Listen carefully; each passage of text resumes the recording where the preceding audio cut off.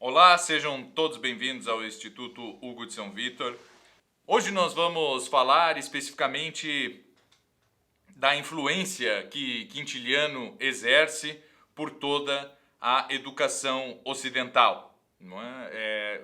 É o principal educador, nós podemos dizer assim, do Ocidente. Não é? Nós vemos que trechos das obras de Quintiliano são copiados à exaustão por diversos outros educadores, sem nenhum pejo, né? Sem nenhum perigo de serem taxados de plagiários, sem nenhum perigo de estarem copiando realmente o que Quintiliano dizia, porque aquilo estava muito bem dito. Né? Nós encontramos, por exemplo, já dentre os cristãos, o próprio São Jerônimo, né? São Jerônimo, que traduziu a Bíblia para o latim, era um homem eruditíssimo, aluno de Donato, do grande gramático Donato, e que, dando conselhos para uma mãe para educar, né, que estava com uma filha pequena, praticamente reproduz tudo aquilo que Quintiliano fala sobre a educação, sobre o estímulo que deve ser dado para a criança nos primeiros anos de vida. E São Jerônimo simplesmente reproduz aquilo que está dito por Quintiliano ali no seu primeiro livro, não é? Como aquela história de ter uma tabuinha com cera onde a criança já pudesse ensaiar as letras, não é? Seguindo o modelo da mãe ou a mãe mesmo segurando o próprio estilete, o estilo, né? A palavra estilo vem, né? Só uma curiosidade, a palavra estilo vem disso, não é? Um estilete é um objeto de metal assim que eu uso para escrever na cera. A etimologia de estilete e estilo é a mesma, certo? Então, quando nós dizemos que a pessoa tem um estilo específico, é uma forma de escrever, não é? E aí nós temos a palavra estilo. E o São Jerônimo aprova aqueles conselhos de Quintiliano, ou sobre fazer as letrinhas, não é?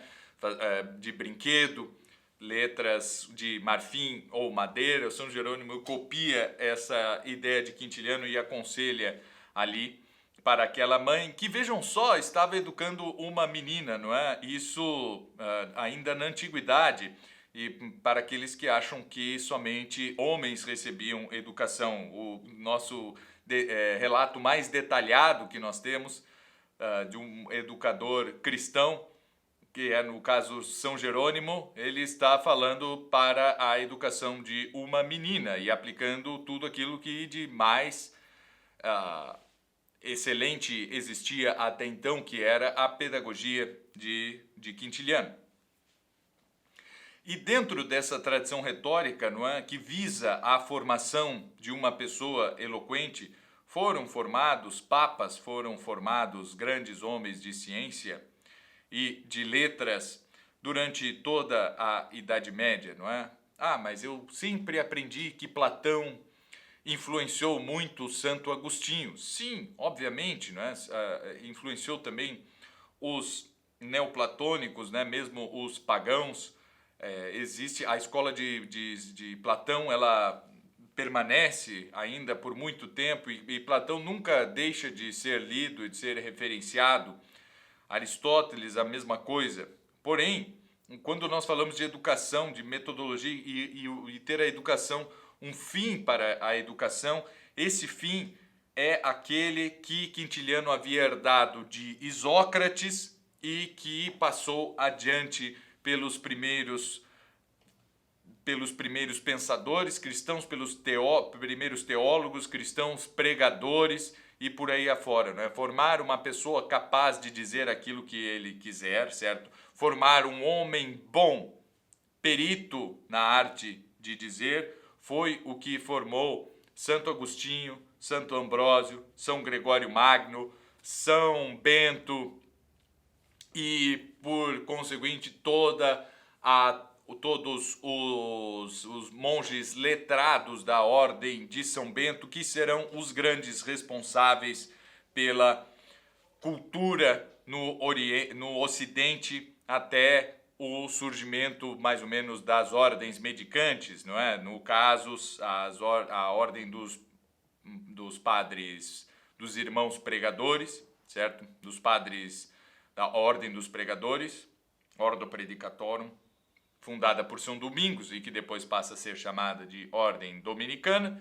e a Ordem dos Irmãos Menores, né? Fratrum Minorum, fundada por São Francisco de Assis, que depois passam a ser chamados de franciscanos. Até então, o que prevalecia era a educação dos mosteiros beneditinos, as escolas monásticas e escolas da diocese, que dependiam em grande parte da cultura toda mantida dentro dos mosteiros, não é? Depois, quando nós temos, por exemplo, a escola de São Vítor, que segue não a regra de São Bento, mas a regra de Santo Agostinho, o material todo com que eles podem trabalhar, não é? Os livros e tudo isso existem graças ao trabalho dos monges beneditinos. Monges esses que haviam sido formados numa linha de gramática e retórica muito mais do que de filosofia e dialética, sendo que a filosofia era uma serva dessa eloquência. A filosofia servia à formação desses homens peritos em dizer as coisas. Então, nós vemos que por mais que se estudasse Platão, por mais que depois ainda entrasse Aristóteles na história, ficava muito ali com o fim último e a arte suprema cabeça de todas as artes, a retórica. E assim foi, não é? Isso aí só vai acabar e por um breve período que Quintiliano, digamos assim, perde a sua proeminência com o surgimento das universidades, não é? As universidades começa principalmente em Paris, ali com a dialética, com Pedro Abelardo e todos os seus sequazes, não é? Tem os seus maiores frutos nas pessoas de Santo Tomás de Aquino e Santo Alberto Magno, mas quando nós olhamos um pouco para o lado e vemos a figura, por exemplo, de um São Boaventura, nós vemos que de todo a tradição de oratória não havia morrido, certo? Mas a oratória, ela passa para um segundo plano e não entra, digamos assim, na universidade.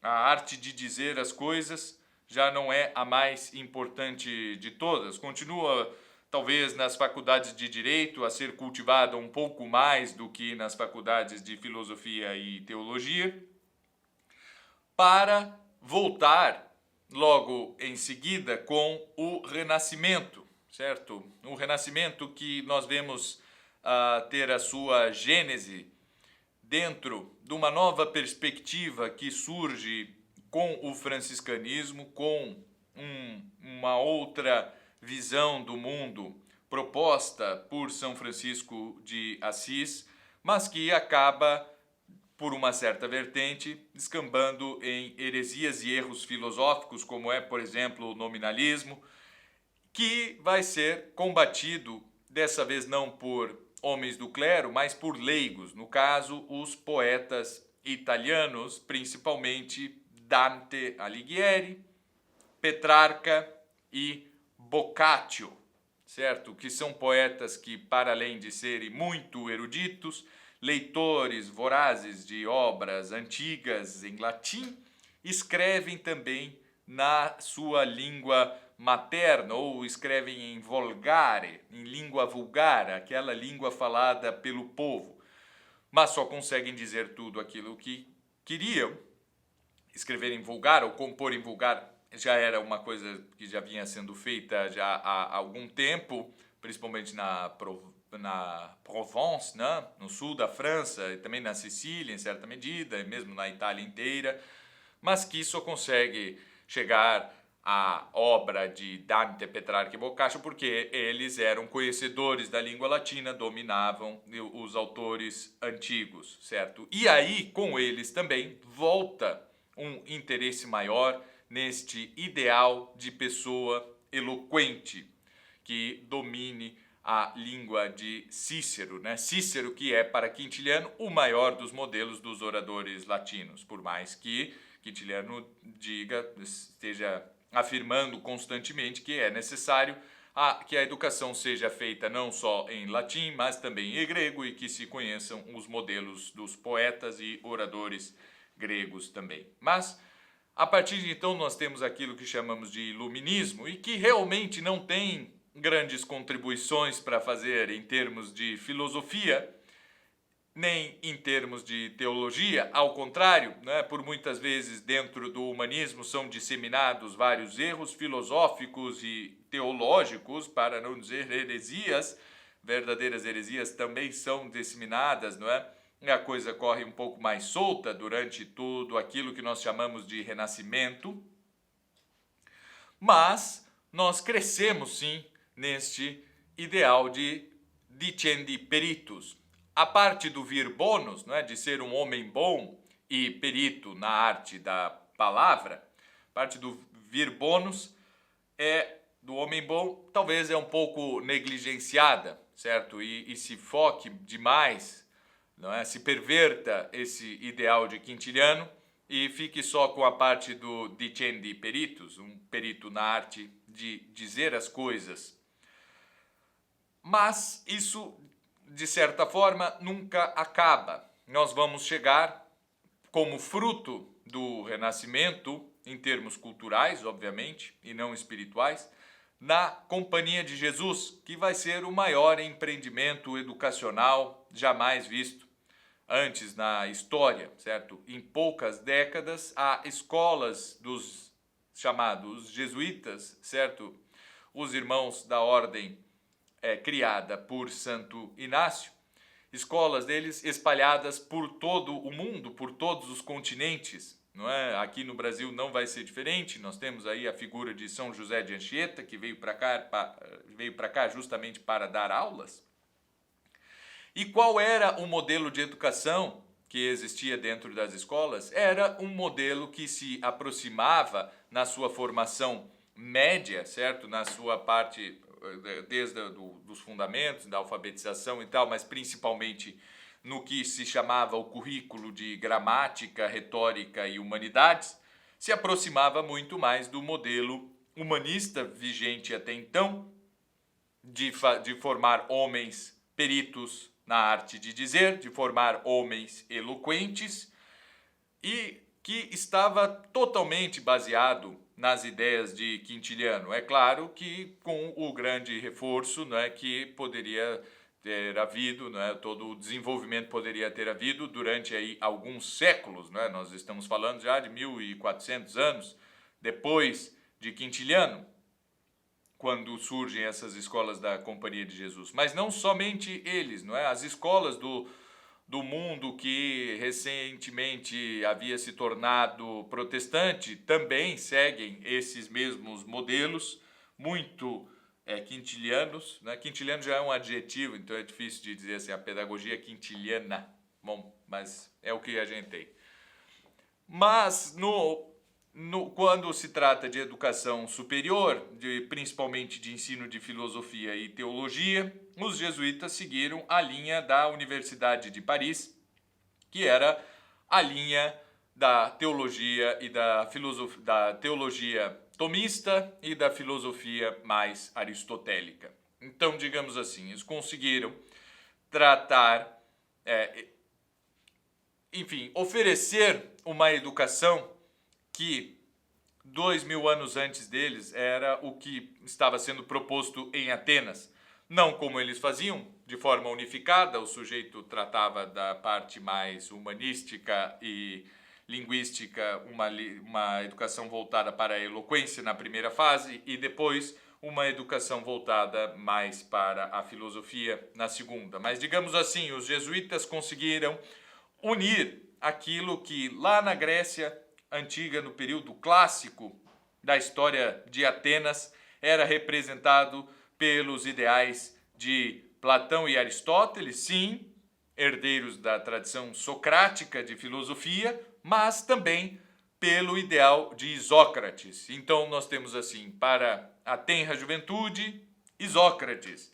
Para os adultos, jovens adultos, nós temos Platão e Aristóteles, coroando tudo com filosofia de Santo Tomás de Aquino e teologia de Santo Tomás de Aquino. Então nós temos realmente nisso que foi o maior empreendimento educacional de todos os tempos, chamado Ratio Studiorum, né? Ratio atque institutiones studiorum societatis Jesu. Esse texto foi só conhecido como Ratio Studiorum. Nós temos essa grande síntese da educação do Ocidente, não é? Essa educação que acaba por formar homens como Miguel de Cervantes, que acaba por formar o padre Antônio Vieira, Lope da Vega e tantos outros grandes escritores, mas também muitos homens de ciências, muitos cientistas eram jesuítas, é só ver o nome das crateras da Lua, que são batizadas pela pessoa que a descobriu e que a observou, por exemplo, certo? Nós temos o que era chamado de ciência jesuítica, que é a sismologia, a ciência que ajuda a prever os terremotos, enfim, tantas outras coisas que são frutos da Companhia de Jesus. Nós podemos dizer que a cultura no Brasil, até a ordem ser expulsa daqui pelo Marquês do Pombal, que as razões agora não veio ao caso, certo? Se foi uma expulsão justa ou injusta, e logo após a própria supressão da ordem, os jesuítas param de existir durante um tempo e quando retornam já não são mais a mesma coisa, pelo menos não são aquilo que estava determinado que deveriam ser nos primeiros documentos, aqueles elaborados por Santo Inácio e seus sucessores mais imediatos.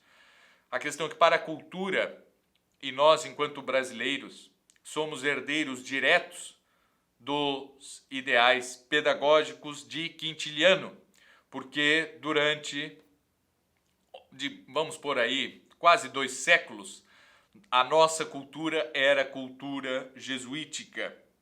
Todo o acesso que nós tínhamos a uma cultura universal vinha por meio dos jesuítas, majoritariamente. Obviamente, houve presença aqui dos beneditinos, com certeza, muito nos ajudaram e muito nos instruíram. Houve a presença de outras ordens, como a própria Ordem do Oratório de São Felipe Neri e tal, mas nós podemos dizer que o Brasil viveu durante muito tempo a cultura jesuítica. Qualquer pessoa que quiser ser bem educada deveria procurar um colégio jesuíta.